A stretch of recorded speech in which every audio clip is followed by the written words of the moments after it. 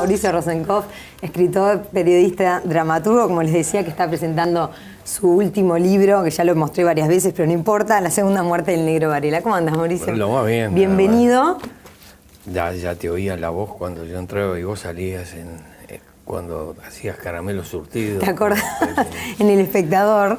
Sí. ¿Cómo no? En aquel momento. De hace tiempo que estamos haciendo periodismo ahí, más o menos en el mismo territorio. Es muy cierto.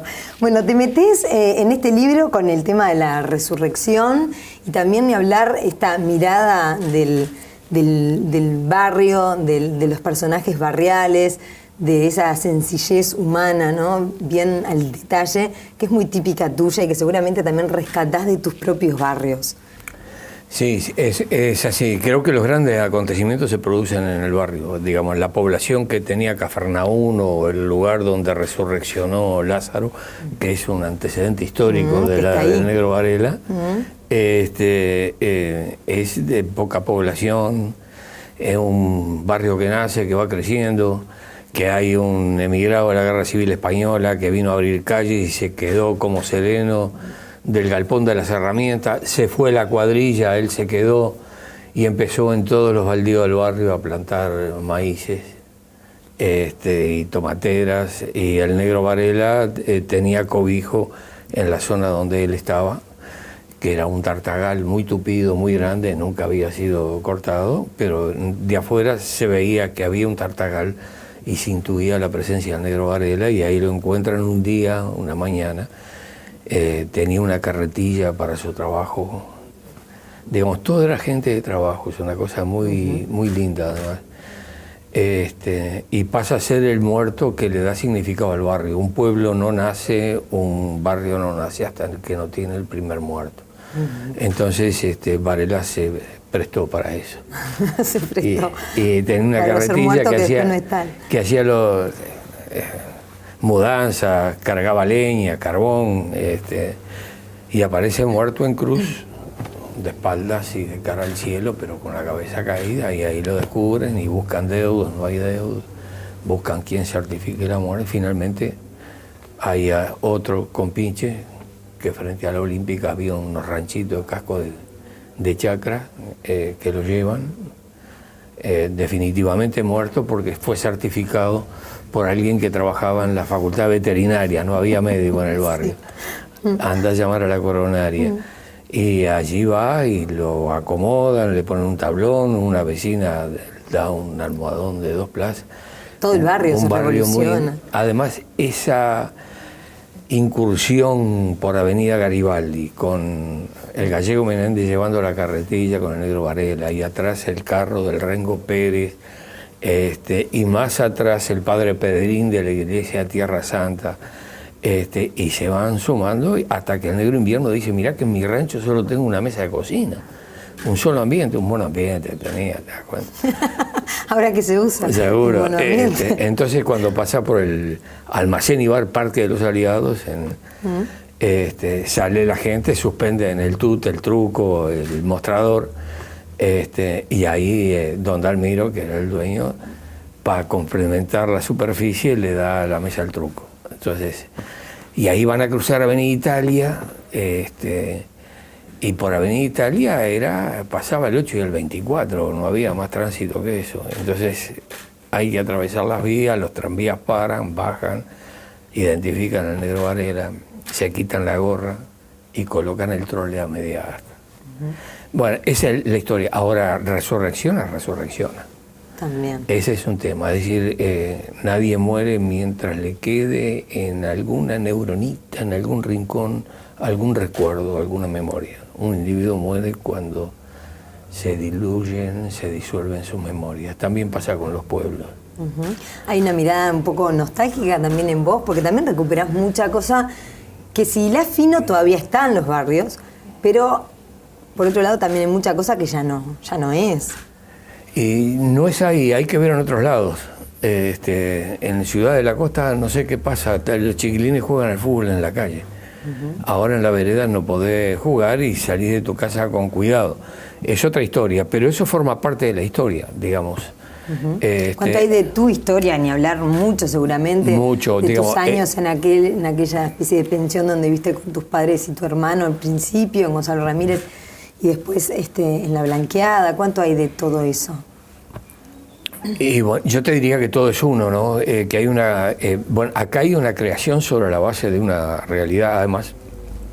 Son personajes que reaparecen en mi literatura, digamos. Sí. En El barrio era una fiesta están, verdad, sí. En una góndola en Cló en la esquina están, sí. Digamos, en mi Macondito, digamos, sí, que es mi Santa María de Onetti. Y son los personajes donde pasan a tener una vida que no es solo la que ellos tuvieron, sino la que yo le di. Entonces, toda esta procesión está llena de personajes del barrio, sí. Que son una reliquia histórica para el país. Digamos, la bondad que tenía el Tito Ferme, que era el Leonardo da Vinci del barrio.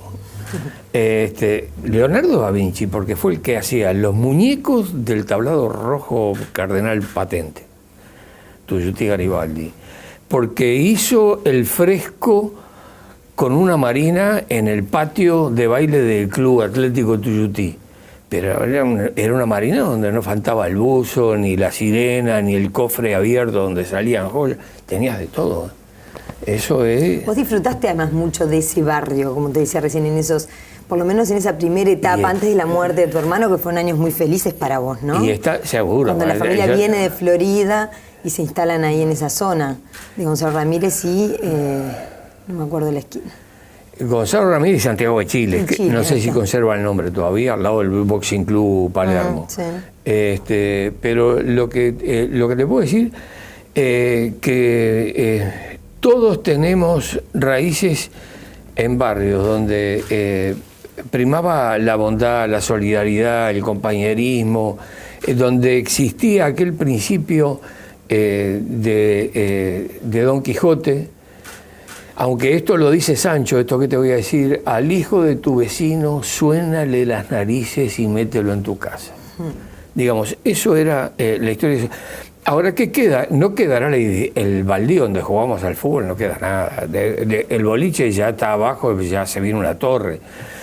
Pero el espíritu, las anécdotas, las historias, con este libro me he encontrado con más gente que conoció al Negro Varela y en fechas donde me confirman el hecho que el Negro Varela no muere. Porque si hay un certificado de defunción de hace 20 años, 25 años, 30 años, hay gente que hace 2 años estuvo con él. Entonces te das cuenta que está con la carretilla que él le llamaba humildemente el Chevrolet. Sí, sí. Termino esto del Tito Ferme. El Tito Ferme tenía uno de los trabajos más lindos que se puede tener. Era el corredor de Caramelo Zavala. Entonces venía, estaba ahí en el café, no tomaba alcohol, tomaba un cafecito, y había el viejo Garelo que participa en la procesión que se lleva Negro Varela, que cuando muere y resurrecciona es sometido a un interrogatorio por el padre Pedrín para ver qué es lo que había más allá. Claro, todos quieren que revele. Y él murmura silencio, entonces él sale cantando loas diciendo: reina un gran silencio. Es una confirmación. Y siempre le obsequiaba al viejo Garelo los caramelos Zavala, y él se los rechazaba, era un jubilado del linotipista. Y entonces fíjate, un día le preguntó por qué los rechazaba. Porque tengo el teclado postizo, dice, y se me pegan y se me bajan, y se me bajan. Hace una gestión ante las autoridades de la caramelería Zavala para que haga caramelos duros para la tercera edad, y explica por qué, y es toda una línea de producción, fíjate. También en eso de rescatar la sabiduría popular queda bastante claro que también intentás valorizarla, ¿no? Mirá, porque haces 2 o 3 juegos, ¿no? Que decís, bueno, si esto lo hubiera dicho Nietzsche, o si esto hubiera fuera de la Sorbona, pero como lo dijo él, tal y cual. El Macho Gutiérrez, era el filósofo. Exacto. Filósofo, sí, también porque un poco había... como con una crítica a lo académico, impoluto, incuestionable. Porque hay una sabiduría, porque al fin de cuentas la Real Academia Española no crea una sola palabra. La palabra se crea en lugares como este barrio. Y lo que era el barrio, mirá, Discépolo, unos cuantos meses antes que yo, de chiquilín te miraba de afuera como esas cosas que nunca se alcanzan, la ñata contra el vidrio en un azul de frío. Ahí yo aprendí filosofía, dados, timba, es impresionante. Ahí la filosofía la ponía el Mocho Gutiérrez, porque además tenía concepciones y síntesis en sus expresiones impresionantes. Cuando el Tito Ferme escribe la primera obra de teatro, que se estrena en una cancha de bocha, que es la primera que yo vi, No hay barrio como mi barrio, se intitulaba, resulta que además era una comedia musical. El Tito Ferme era silbador, no tenía la menor idea de lo que era un pentagrama ni nada. Era un silbador, cantaba los tangos, te puedo cantar algunos si la voz me da. Y ese mismo boliche lo pinta el Tito Cabano. Es decir, habrán cambiado los boliches, pero siguen esos tangos, un boliche como hay mucho, una esquina como hay tantas. Entonces te encontrás con que el Macho Gutiérrez, yo decía, un día me pregunta, decime, vos aparte de ir a la milonga, ¿que haces algo más? Y le digo, mira, estoy escribiendo, está muy bien, me dice. A la humanidad hay que entretenerla con algo. Si yo te digo que eso es así hablaba Zaratustra, página 32 al pie, versión, edición original, nadie se le mueve un pelo. Eso iba. No me animé a ponerlo porque era un exceso. Pero hay otros excesos que sí son creídos. Mauricio, te metés con el tema de la muerte, de la resurrección. ¿Cómo te llevas hoy a tus 82 años con la idea de la muerte? Y con la filosofía. Has lidiado con mucha muerte en tu vida, además, ¿no? Con la filosofía de los estoicos, que decían que para ellos la muerte no era el problema, y agregaban, cuando ella está, yo no estoy, cuando yo estoy, ella no está. Es buena esa. Es buena.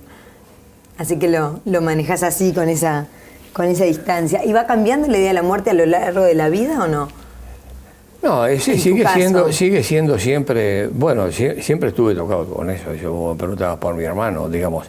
Claro, esa fue una de la primera muerte que te tocó muy de cerca. Pero además te afecta en otra cosa. Vos sabés lo que tenés, me llevaba 10 años, 6 años, 7 años. ¿Qué tenías? ¿El 15 y vos 5 por ahí? Y yo sí, 5, 6. Sí, bueno, hay que tener en el barrio un hermano que fuma. Yo tenía una autoridad pero oíme una cosa, nunca perdía la figurita. Después de él se acabó. No, cambió todo el entorno familiar. Fue como volver a nacer, fuera de broma.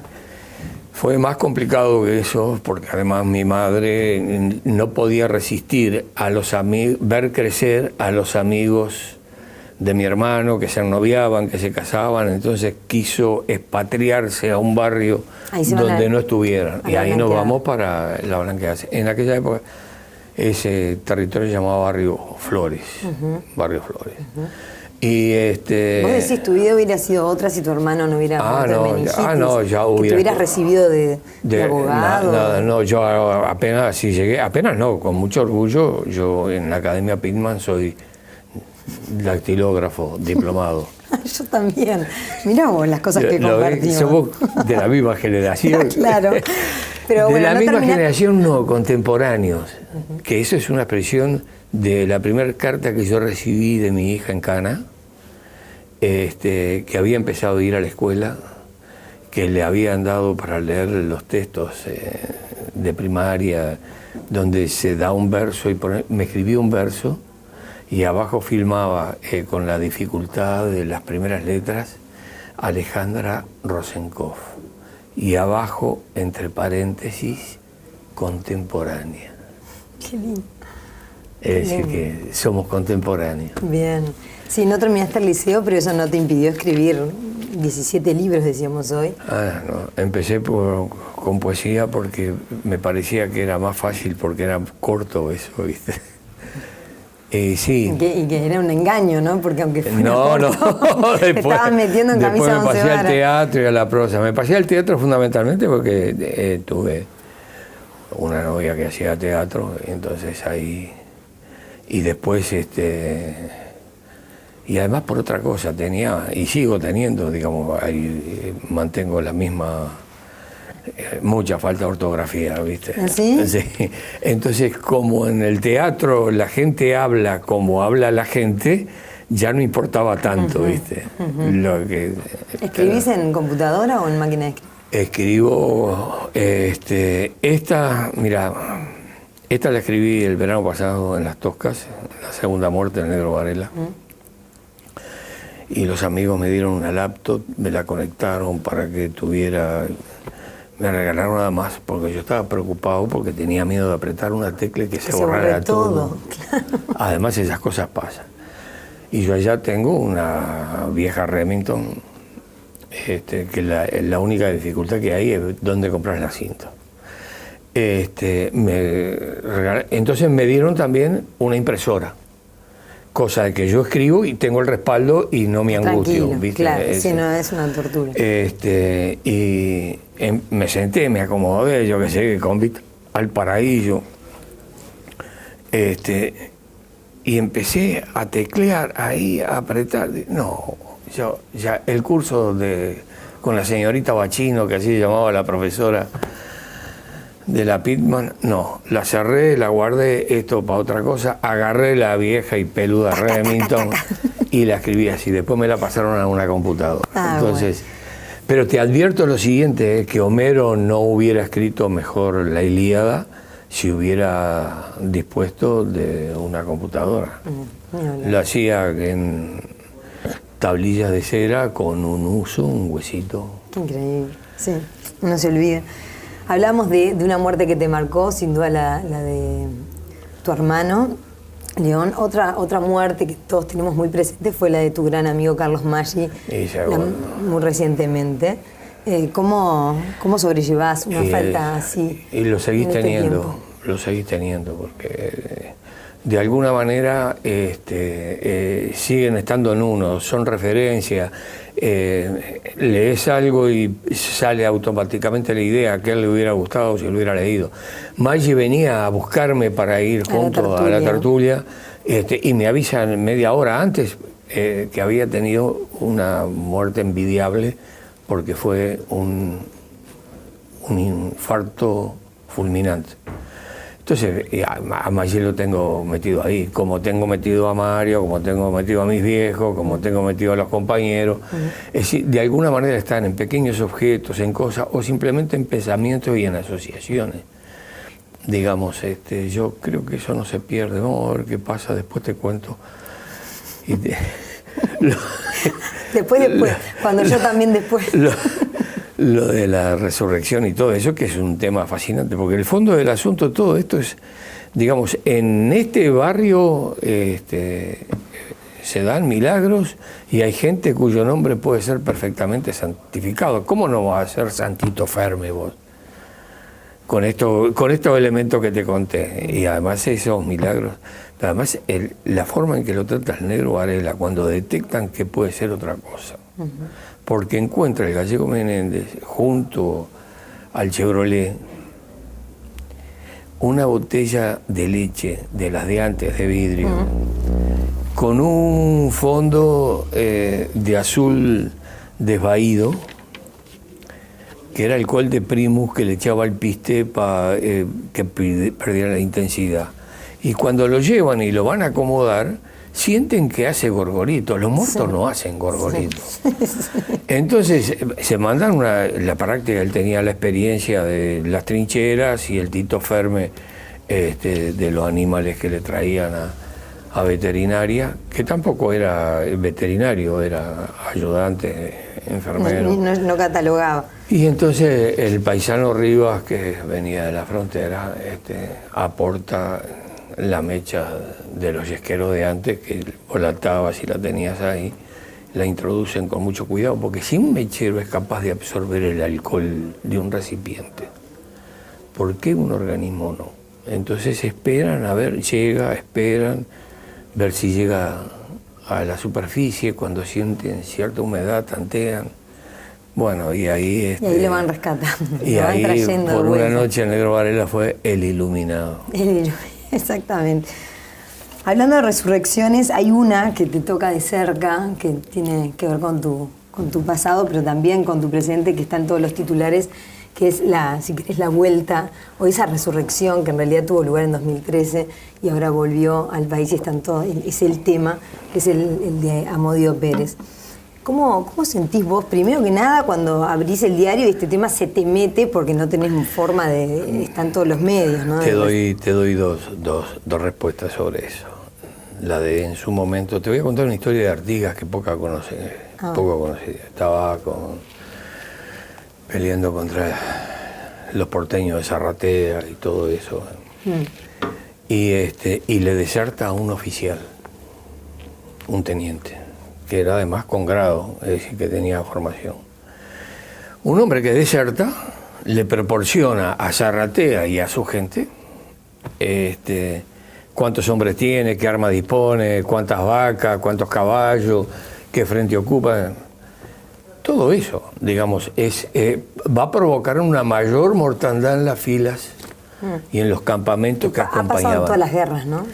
Y sí, ha pasado en el Evangelio, porque el de Iscariot tenía la misma historia. Además, ese tipo de gente no termina recibiendo la estima de nadie, porque ni el entregado, ni los que lo financian, sienten otra cosa que desprecio por un sujeto así. Entonces, finalmente lo capturan en una de esas vueltas y lo condenan al fusilamiento. Es decir, Teniente Genaro Perrugorría. Y pide clemencia y pide yo qué sé qué. En ese momento, Artigas lo fusila. ¿Amodio merece ser fusilado? En aquel momento, te estoy hablando de aquel momento. Hoy la única cosa que a mí se me hubiera ocurrido es citaciones judiciales, ¿Cómo ves eso? No, yo hubiera llamado, tratándose de este caso, a la barométrica. No. También me llamó la atención en 2013, cuando reaparece Amodio, ¿no? Este hombre que nadie sabía si estaba vivo o muerto, con qué cara, etc. Hay una diferencia muy grande. Ahí hay un esfuerzo que busca la nota, es un periodista, yo qué sé qué. Esta avenida tiene un trasfondo de otra naturaleza. ¿Para ti cuál es? Es sin lugar a duda político. Es decir, el gallito Luis pobre bancando todo esto, lo trae a él, a la mujer, a su espíritu, contrata un servicio de vigilancia que te lo voy a decir, parecían basquetbolistas, hotel aquí, allá, lo instalan como si el Sheraton, en el Sheraton hubiera instalado, hubiera importado, instalado y custodiado un pozo negro. Entonces lo instalan ahí. ¿Para qué? Para crear toda una convulsión en torno a algo que tiene el descrédito de la calidad moral y ética del sujeto, en lo que somos contestes todos, porque nadie es capaz de decir qué persona digna, qué sacrificada, qué fuerza. Porque atrás de todo esto, de toda esa entrega, él negoció, mirá, hubieron 20.000 presos políticos en este país, fueron entrando, saliendo, obreros, trabajadores, mujeres, hubieron violaciones, hubieron niños desaparecidos, que todavía los tenemos, desaparecidos, muertos, torturados todos. Y de todos ellos sale él y la otra. Hacían cola para darle pasaporte por todos los servicios prestados. Hay un juego de pasaporte que le da el general Christie, que era el de la línea dura, él era el aguerrondista, era blanco, nacionalista, como el grueso de los generales. Y ahora sus herederos del país le dejó un juego falluto, además, porque decía nacionalidad uruguaya, nacido en Valparaíso. O de pronto era un error del pobre Christie, que dejó geografía, no sé cómo andaba. Y el otro se lo da al Ramón Trabal, que lo acompaña a él junto con el Guacho Méndez, hoy es coronel, hijo de un general blanco también, y son los blancos los que lo traen. Es decir, por eso Trobo habla en la Cámara, el espíritu, por ahí anda el espíritu de Amodio. ¿Y esos son capaces de comer ese pan? No, yo estoy seguro que ahí hay gente digna y noble que todo esto le produce náuseas. Mauricio, ¿por qué cuando aparece en 2013, vos, recuerdo claramente, tuviste palabras de rencor hacia él, como tenés ahora, que no te he escuchado hacia los militares que te torturaron? No, no es rencor. Y no, bueno, no confundas el desprecio, amor con el ojo del hacha. Yo creo que dije que tengo la sensación que es una roncadera coleteando en la escollera Sarandí. Digamos, no tengo rencor en las raíces de mi formación, de mi conducta, de mi pensamiento, de mi ética, de mi sensibilidad. No hay ni venganza, ni odio, ni rencor, ni nada de eso. Hacia estos... Hacia nadie. Hay un juicio político. Con respecto a él, esto que te estoy diciendo, yo lo único que hubiera hecho es llamar a la Liga Sanitaria, ¿viste?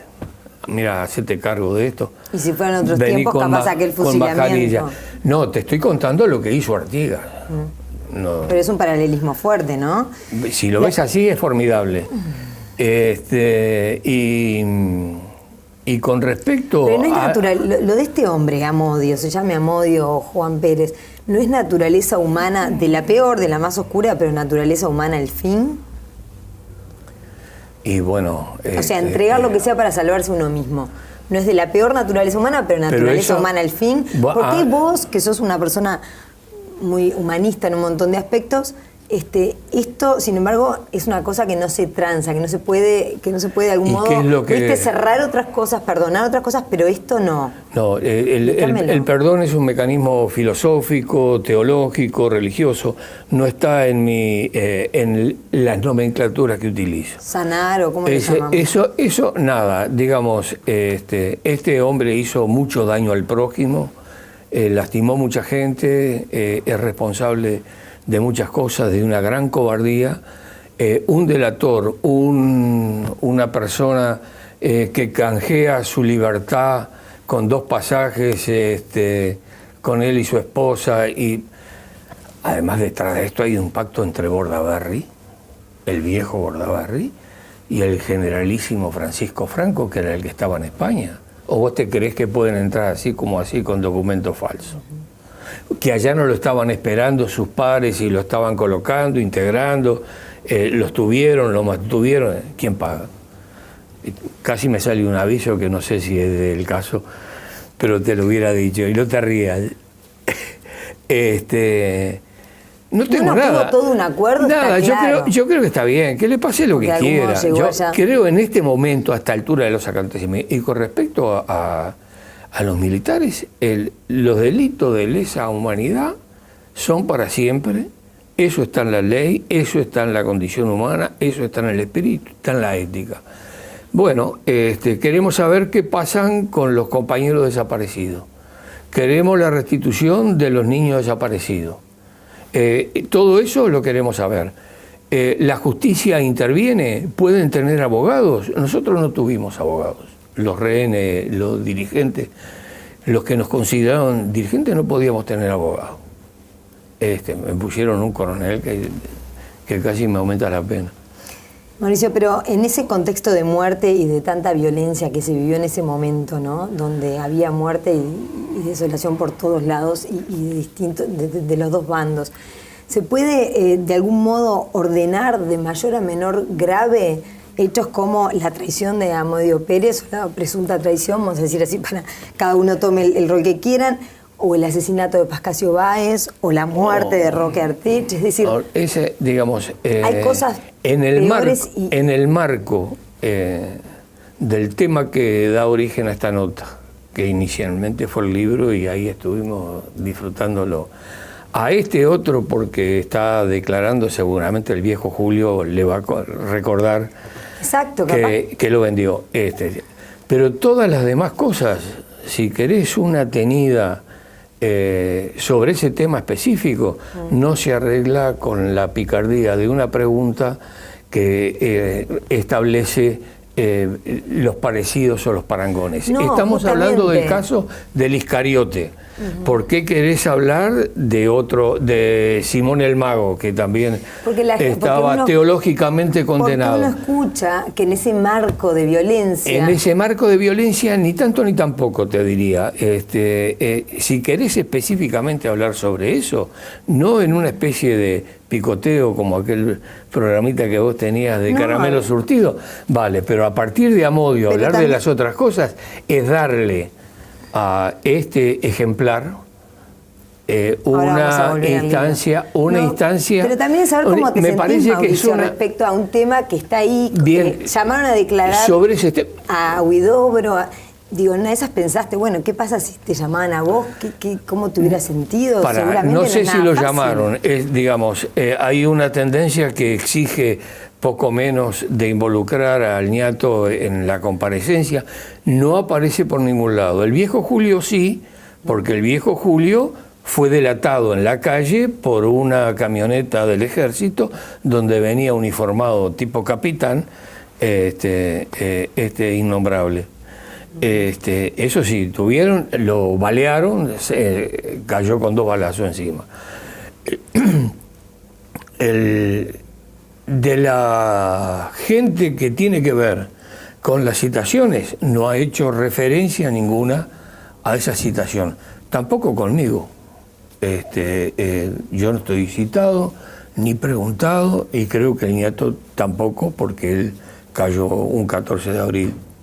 ¿Has hablado con Huidobro en estos días a propósito de todo esto? No, no es tema. Podemos hablar de otras cosas, pero esto no es tema. Esto va a quedar para la historia como una anécdota, y los que quedan, de alguna manera, mira, hay historias, y con esto, si querés, hay historias sobre las que cae el telón. Es decir, para nosotros, el día en que los últimos mohicanos, no por la amnistía, sino por una ley especial que establecía que, de acuerdo a las condiciones de reclusión que tuvimos, cada día se computaba por 3. Salimos los últimos mohicanos en libertad, ahí cayó un telón. Hay otros que vienen cayendo lentamente, más lentamente de lo que uno quisiera.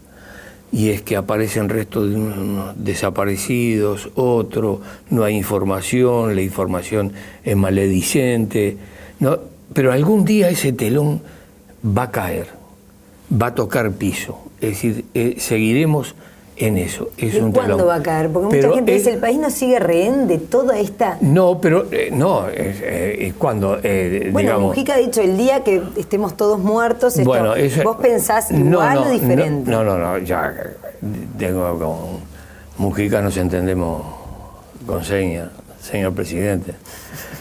Por eso, ¿qué pensás de lo que dijo el expresidente? No, pero te termino lo que te quería decir. Sí. Hay historias, pero hay otras como esta, que nunca va a caer el telón.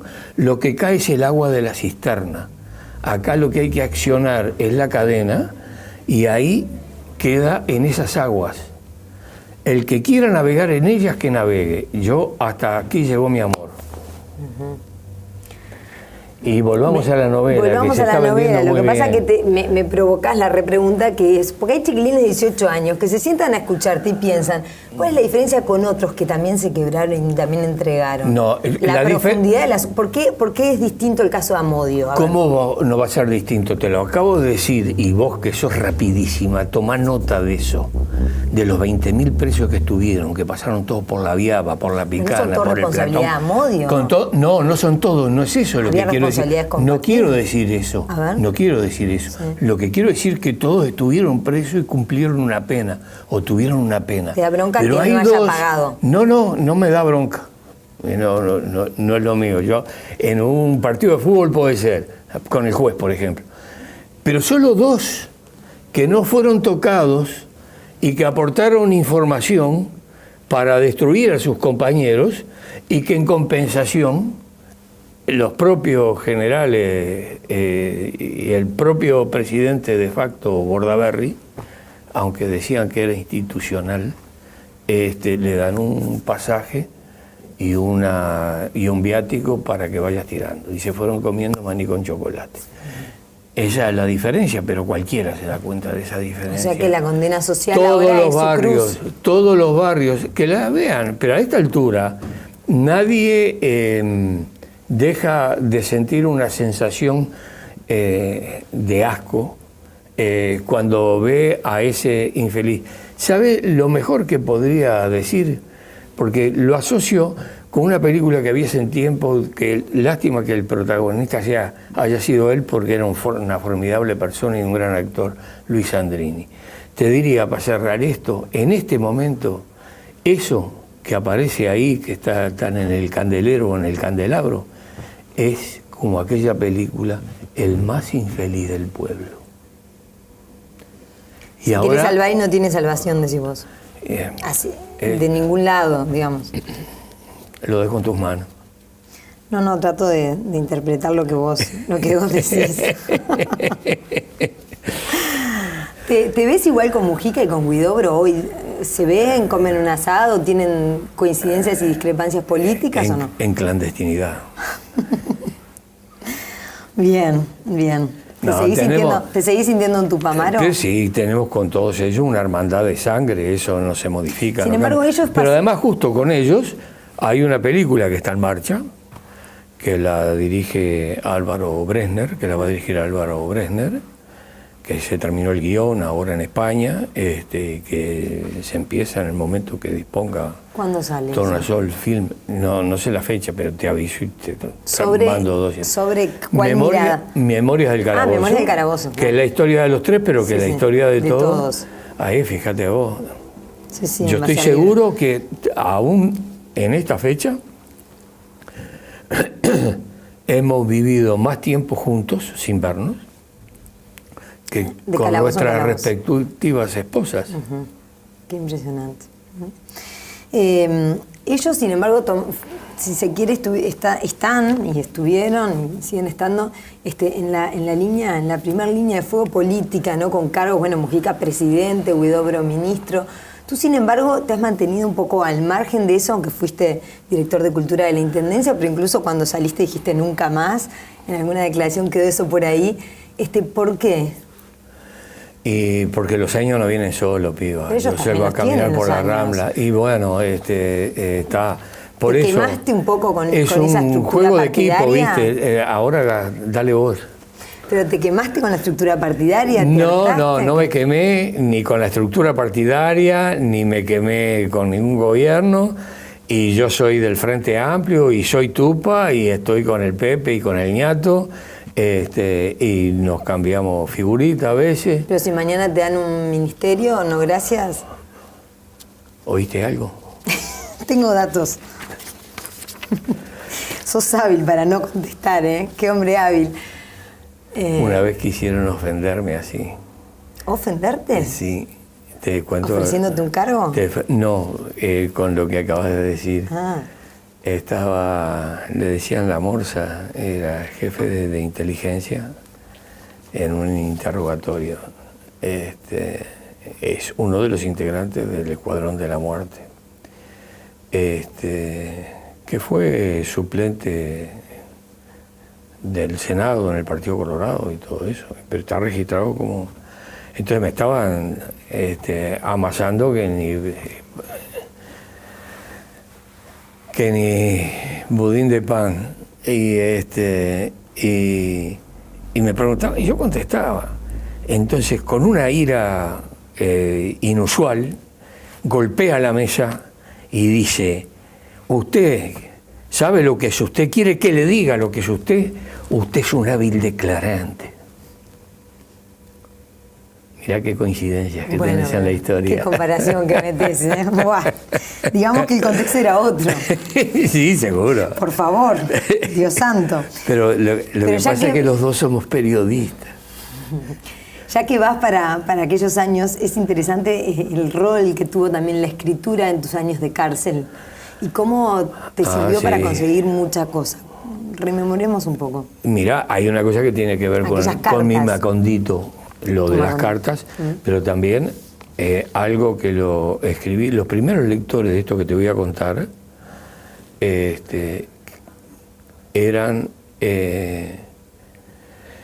fue el Pepe y el Ñato, que nos comunicábamos, estábamos bajo tierra ahí en Paso de los Toros, no corría aire con golpes en la pared.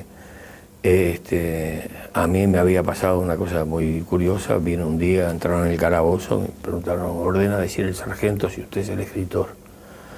Y yo respondí que sí, la crítica literaria no llega tan lejos. Entonces, en el mismo tono me dice, ordena decir el sargento que le escribe una carta a su novia. No la mía, la del sargento. Entonces me trajeron un recaudo de escribir. Situación ya. ¿Con qué amor puedes escribir vos la carta del... Con el hambre. Es como el diálogo de... Es muy impresionante. Pero mirá lo que pasó, que tiene que ver con esto que te voy a contar. Y es que en la segunda carta la convencí, porque le pregunté antes cómo era, qué negocio, no, pediste unos datos. Le pedí, yo que sé qué, a la segunda carta. ¿Y sabes qué noté después de la segunda carta? Que el tipo estaba loco en la vida. ¿Sabés qué me mandó? 2 cigarrillos rubios con filtro, que para mí era como el habano de Churchill después de ganar una batalla. Claro. Y a partir de ahí desfiló todo el cuartel. Mira, Rosenco, yo no soy sargento, pero tengo novio. Los agentes. Todo. Hay una literatura dispersa por ahí, y valía un cacho de pan, un huevo duro, un poco de tabaco, un fósforo, traerme agua caliente para el mate. Todo eso valía. ¿Eso fue el final? No. Estábamos... No. Además, en otros lados me pasó cosas, arreglé un matrimonio. Pero había alguien que era de confianza que yo le pedía, nosotros no teníamos recaudo de escribir, le pedía que me dejara a de confianza un pedazo de la mina del bolígrafo, cosa que te la podías tragar, y en las hojillas de fumar escribí de un tirón en las 72 horas de guardia lo que después es como si hubiera trabajado para Jaime Ross, La Margareta. Claro. Y lo guardaste en un dobladillo. Sí, seguro. Después lo envolví en un pedazo de nylon, lo escondí en el dobladillo de una camiseta, que la vieja venía a levantar cada tanto, cada mes y medio, 2 meses. Y ahí salió la literatura de la camiseta. Y ahí salió La Margarita. ¿Cuánto entendió tu familia, tus padres específicamente, tu militancia? Porque hay 2 historias muy elocuentes. Y el viejo era zurdo, el viejo era bolche del Sindicato Único de la Aguja, filial UGT, agregaba él. Pero de ahí a verte como te vio aquel día que te va a ver, cuando te habían capturado, torturado, y él va a ver a su hijo y dice, sí, eso fue, ¿dónde está mi hijo? ¿Vos sabés a raíz de qué me viene a ver? A mí me estaban interrogando, Gabazo me estaba interrogando, digamos, que fue una muy pesada. Ahí estuve como 10 días en un gallinero de plantón, con las chapas veranos, que uno sabe cómo calentaba, hervían los esos. Y una vez en medio de un interrogatorio donde había entrado un general porque dijo una atención y yo qué sé qué, y me seguí interrogando, pero en otra instancia lo llaman a él. Lo interrumpo, mayor, hay una llamada urgente para usted. Entonces sale, me da un recreo, sale, al rato vuelve caliente con una chiva y me dice, me acaban de llamar del Comando General del Ejército diciéndome que tu amigo Salmar está diciendo que yo te estoy aplicando el soplete para que yo tome medidas de seguridad, que las vaya tomando él, dijo. Ahí te cuento las 2 cosas que vos la podés deducir. Las medidas de seguridad no terminó de tomarlas y mirá de dónde viene la historia. Y entonces, a raíz de eso, y de las denuncias, y de la presión, y en el Parlamento estaba, porque todavía estaba el Parlamento, estábamos en el golpe, que era el golpe militar, el otro fue la disolución de la Cámara. Dejan a tu padre que te visite. Me dan una visita a mi viejo. No me dijeron, me agarraron así como estaba, barbudo, flaco, chupado, en avanzado estado de descomposición. Me ponen una bolsa en la cabeza, me llevan a otra, entro en un lugar, me sientan ahí, hay 3 perreros con sus respectivos perros, fusiles, soldados armados. De pronto entra mi viejo, hay una mesita, y el oficial dice, dirigiéndose a mi viejo, ahí está su hijo, tiene 10 minutos. Entonces mi padre lo mira a él, me mira a mí, mira al otro soldado, mira al perro, mira la pared, mira todo. Dice, ¿dónde está mi hijo? Él no es mi hijo. Los 10 minutos de la visita lo escribí, hay una novela que se llama 10 minutos. Los 10 minutos era para explicarle al viejo que yo era yo. Así que fíjate vos de dónde vienen mis sentimientos con respecto a hechos contemporáneos. Y cuando saliste vas a ver a tu madre y la primera cosa que te dice es comiste. Es así, es así. Ahí salimos, bueno, ahí los viejos habían sufrido un destierro, y es que de ese barrio a los viejos le traía recetas, venía a buscar recetas de las viejas, a intercambiar plantas. Mi vieja tenía 40 plantas, mi viejo ya se había jubilado, pero en el fondo mantenía la Singer y arreglaba los bajos de un pantalón. Y los destierran porque los desalojan y van para un asilo, en el hogar de ancianos israelíes. Bueno, por eso, pero tuvieron varios destierros, se les muere un hijo y después el otro hijo, vos, toma un camino que en algún lugar también pierden al otro hijo. Es curioso. Por eso te pregunto como cierre, ¿cómo lo vivieron esos padres? Nosotros fuimos a dar a conventuales, a un convento franciscano, amigo nuestro. Tal vez por aquello de que en Hechos de los primeros cristianos, que es el primer libro que aparece de los 4 evangelios, dicen literalmente, los primeros cristianos tenían todo en común y cada cual retiraba según sus necesidades. Decime si no es el primer artículo de una constitución socialista. Bueno, los amigos conventuales, donde estaba Cayota, nos dan albergue, yo vivía ahí. Ahí tenemos la primera conferencia de prensa y quería ver a los viejos, que hacía tiempo que no los veía. Bueno, me mandan en un vehículo con una joven guardia ahí adelante, atrás, parecía. Y ahí llegamos, era muy tarde, era medianoche, me estaba esperando la directora, quería comunicarme algo, y es que, bueno, lo están esperando, pero que antes queríamos decirle algo, y están bien, pero acá se recibieron muchas amenazas, además que amenazas telefónicas que decían, saquen de ahí a los padres de ese hijo de puta porque le vamos a poner una bomba. Nosotros nos reunimos, dijeron ellos, y decidimos, la única cosa que decidimos es que nadie supiera, pero reforzamos la guardia del hogar de ancianos. Entro ahí, iba con compañeros, estaban los viejos acostados, y me miraron como si faltara de casa un fin de semana de parranda por ahí. ¿Hacía 13?